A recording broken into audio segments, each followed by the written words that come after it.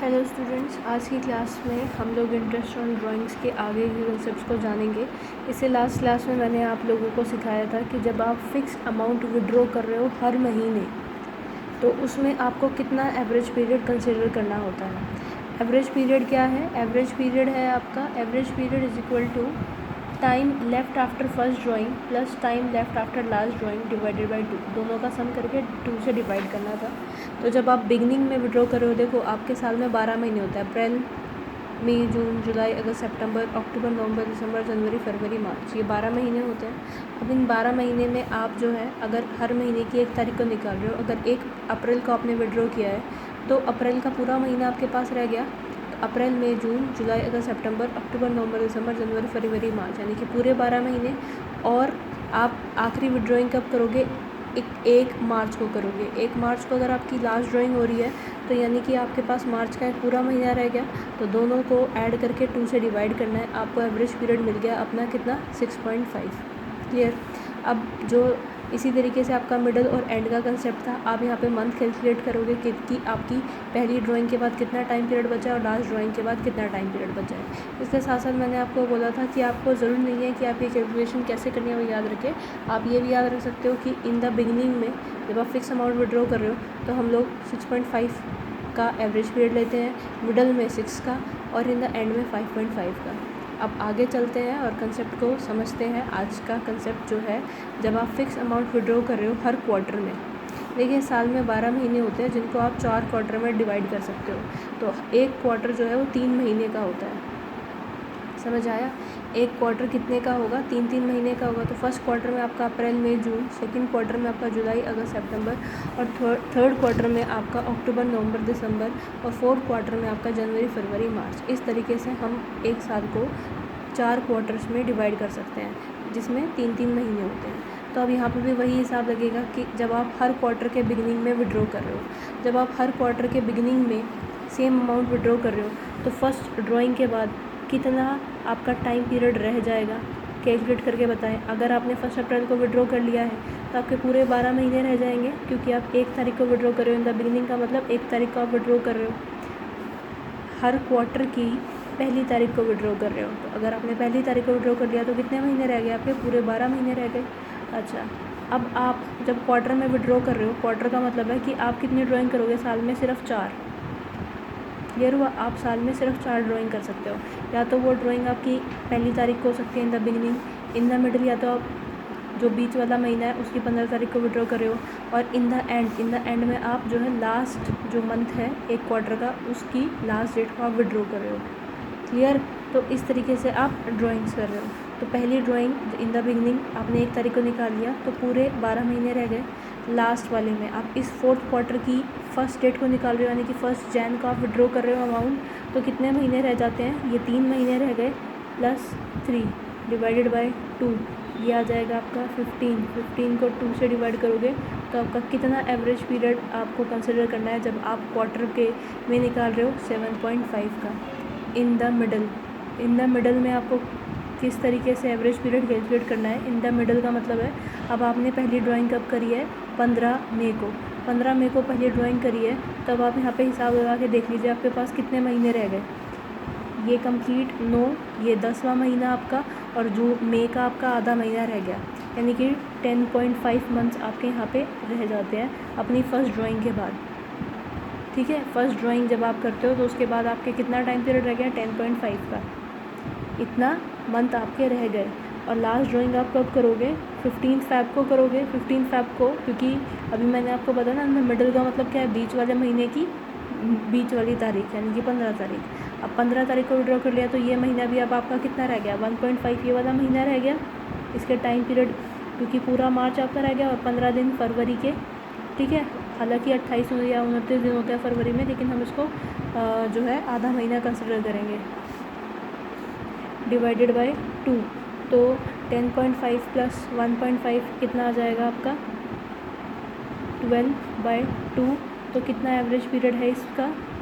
जब आप हर क्वार्टर की मिडल को निकाल रहे हो तो कितना एवरेज पीरियड लेना है? 6। Okay, next in the end, जब आप एंड में निकाल रहे हो, एंड में निकालने का मतलब हमने फर्स्ट ड्राइंग कब करी है? 30 जून को करी है। तो 30 जून को निकाला है, तो अब हमारे पास कितने महीने रह गए? 9 महीने रह गए फर्स्ट ड्राइंग के बाद। आखिरी वाली ड्राइंग हमारी 31 मार्च को होगी, ठीक है। तो 31 मार्च को आखिरी ड्राइंग होती है, इसके बाद तो कोई महीना बचा नहीं है इस अकाउंटिंग ईयर का, तो इसलिए क्या करेंगे? ज़ीरो कंसिडर करेंगे। जैसे यहाँ पे भी हमने ज़ीरो कंसिडर किया था ना, इन द एंड वाला, यहाँ पे भी हम लोग ज़ीरो कंसिडर करेंगे। अब 9 डिवाइडेड बाई 2 बोलिए कितना होता है? 4.5। क्लियर? तो जब आप फिक्स अमाउंट विड्रॉ कर रहे हो हर क्वार्टर में, तो आपका जो बिगिनिंग है उसमें आपको कितना टाइम पीरियड लेना है? एवरेज पीरियड कितना लेना है? 7.5 का, मिडल में 6 का और इन द एंड में 4.5 का। आपको ये याद रखना है, ठीक है। और इनको निकालने का तरीका मैं आपको बता चुकी हूँ। आगे चलते हैं। When fix amount is withdrawn for 6 month, जब आप 6 महीने के लिए फ़िक्स अमाउंट निकालते हो। कई बार क्या होता है, आपका जो बिज़नेस है ना, आप हो सकता है अपना बिज़नेस 1 अक्टूबर से शुरू कर रहे हो, ठीक है। तो उस 1 अक्टूबर के हिसाब से आपको जो है आप सिर्फ 6 महीने का टाइम पीरियड मिला और आप उसमें ड्राइंग्स कर रहे हो, तो आपको 6 महीने के लिए अपना अमाउंट निकालना पड़ेगा। एवरेज पीरियड के लिए कितना आपको कंसिडर करना है, चलिए देखते हैं। इन द बिगिनिंग का मतलब है हमने जो है 1 अक्टूबर को विड्रॉ किया है, 1 तारीख को विड्रॉ कर लिया, तो आपके पास कितना महीना रह गया? फर्स्ट ड्राइंग के बाद 6 और लास्ट ड्राइंग के बाद आपका कितना पीरियड रह जाएगा? 1 मंथ का, क्योंकि आप 1 मार्च को विड्रॉ करते हो, ठीक है। तो मार्च का पूरा महीना रह गया, तो कितना आ जाएगा? 7 डिवाइडेड बाई 2, ये आ जाएगा अब आपका 3.5, ठीक है। इन द मिडल में विड्रॉ करते हो, यानी कि आप 15 अक्टूबर को विड्रॉ कर रहे हो, तो 15 अक्टूबर को विड्रॉ कर रहे हो, तो आपके पास अब कितना महीने रह गया? फर्स्ट ड्राइंग के बाद 5.5 महीना, और आखिरी ड्राइंग आपकी 15 मार्च की हो रही है, तो वो भी आपका आधा महीना रह गया, डिवाइडेड बाई 2। 5.5 प्लस 0.5 कितना आ जाएगा आपका? 6 डिवाइडेड बाई 2, तो ये आपका आ जाता है 3,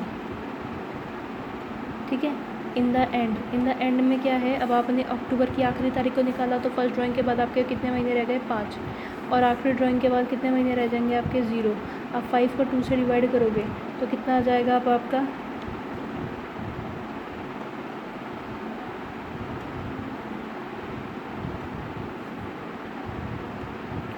2.5। तो ये हमें हमारा एवरेज पीरियड लेना है, समझ आया? इस तरीके से हमने क्या किया है, फिक्स अमाउंट जो विड्रॉ हो रहा है हर महीने भी हो सकता है, क्वार्टरली भी हो सकता है, फॉर 6 मंथ भी हो सकता है। तो इसमें आप इस तरीके से कैलकुलेट करके अपना एवरेज पीरियड निकाल सकते हो। अगर मैं ये बोलूँ कि आपको 9 मंथ्स के लिए निकालना है, ठीक है, आपका होमवर्क यही है कि आप मुझे बताएंगे कि अगर 9 मंथ के लिए आप फिक्स अमाउंट विड्रॉ कर रहे हो, तो कितना आपको एवरेज पीरियड कंसिडर करना है, ठीक है। अब 9 मंथ के हिसाब से आप सोच लीजिए, अब आपको ये 3 महीने नहीं लेने, ठीक है। अब आपको ये 1 जुलाई से लेकर 31 मार्च तक का टाइम पीरियड लेना है। फर्स्ट ड्राइंग के बाद आपका कितना टाइम रह जाएगा और लास्ट ड्राइंग के बाद आपका कितना टाइम रह जाएगा, डिवाइडेड बाई 2। तो उसमें आप in the beginning, in the middle और इन द एंड आप मुझे बताएंगे कि कितना कितना एवरेज पीरियड इनके हिसाब से कैलकुलेट होता है। क्लियर है? चलिए अब हम लोग बात कर लेते हैं। आपको जो चीज़ मेन यहाँ पे याद करनी थी, ये सारी जो कैलकुलेशन है, इसमें मैंने आपको बताया कि आपको एवरेज पीरियड निकालना होता है, क्योंकि जब भी आप अपना पैसा विड्रॉ कर रहे हो तो आपको इंटरेस्ट ऑन ड्राइंग चार्ज करना होता है। तो इंटरेस्ट ऑन ड्राइंग्स आपका कैसे निकलता है? ड्राइंग्स को आप मंथ से मल्टीप्लाई करोगे, इनटू में इंटरेस्ट ऑन ड्राइंग, इनटू में एवरेज पीरियड डिवाइडेड बाय 12। तो अगर आपने फिक्स अमाउंट हर महीने निकाला है, ठीक है, तो उसमें आपका बिगिनिंग में 6.5 महीने का एवरेज पीरियड लेते हो, मिडिल में 6 का और एंड में 5.5 महीने का। अगर आप हर क्वार्टर में निकाल रहे हो, जैसा कि आप यहाँ देख सकते हो, अभी हमने निकाला था ना, हर क्वार्टर में आप फिक्स अमाउंट निकाल रहे हो, बिगिनिंग, मिडिल में और इन द एंड में, तो कितना रेट है आपका? 7.5, 6 और 4.5 का, 7.5 का, 6 का और 4.5 का। क्लियर है? आगे देखिए, फिर हमने निकाला, अगर आप 6 मंथ्स के लिए सेम अमाउंट विड्रॉ कर रहे हो तो हमारा कितना रेट था? 3.5, 3 और 2.5 का। तो 3.5, 3 और 2.5, आपको ये याद रखना है मेन कि कितना आपको एवरेज पीरियड निकालना है। अगर आप बाई चांस कभी एग्ज़ाम में कंफ्यूज हो जाते हो तो आपको ये फॉर्मूला याद रखना है कि ये निकालते कैसे थे। इसको निकालने का तरीका क्या है कि एवरेज पीरियड निकालने के लिए time left after first drawing plus time left after last drawing divided by 2, और ये इस तरीके से आप निकालते हो। आई होप आपको ये क्लियर हो गया होगा। इसके साथ अब मैं आपको कुछ क्वेश्चंस कराने वाली हूँ इस कंसेप्ट से रिलेटेड। मैंने आपको लास्ट क्लास में कुछ क्वेश्चंस भी दिए थे सॉल्व करने के लिए, आई होप आपने कर लिए हो। चलिए आज के लिए हम लोग क्वेश्चन समझते हैं कि राम विड्रॉ कर रहा है हर क्वार्टर में 2000 रुपये। ठीक है, राम हर क्वार्टर में 2000 रुपये विड्रॉ कर रहा है। तो हर क्वार्टर का मतलब क्या है कि उसने क्वार्टरली विड्रॉइंग करी है। तो मैंने आपको बताया था कि साल में 4 क्वार्टर होते हैं, तो उसकी कितनी ड्राइंग्स होएगी, सिर्फ 4 ड्राइंग्स होएगी। इस वाले कंसेप्ट में जब वो हर महीने विड्रॉ कर रहा था तो हमने 12 से मल्टीप्लाई किया था ना। मंथ्स हमने यहाँ पे कितने लिए थे, 12 मंथ्स लिए थे। लेकिन अब हम यहाँ पे क्या लेंगे, 4, क्योंकि वो सिर्फ 4 बार ही विड्रॉइंग्स करेगा। फिक्स अमाउंट की विड्रॉ कर रहा है, सिर्फ 4 महीने ही विड्रॉइंग कर रहा है। आप इस पर रेट ऑफ इंटरेस्ट लगाते हो। सपोज आपको क्वेश्चन में दिया हुआ है 10%। अब आपको यहाँ पे अपना एवरेज पीरियड निकालना है, लगाना है।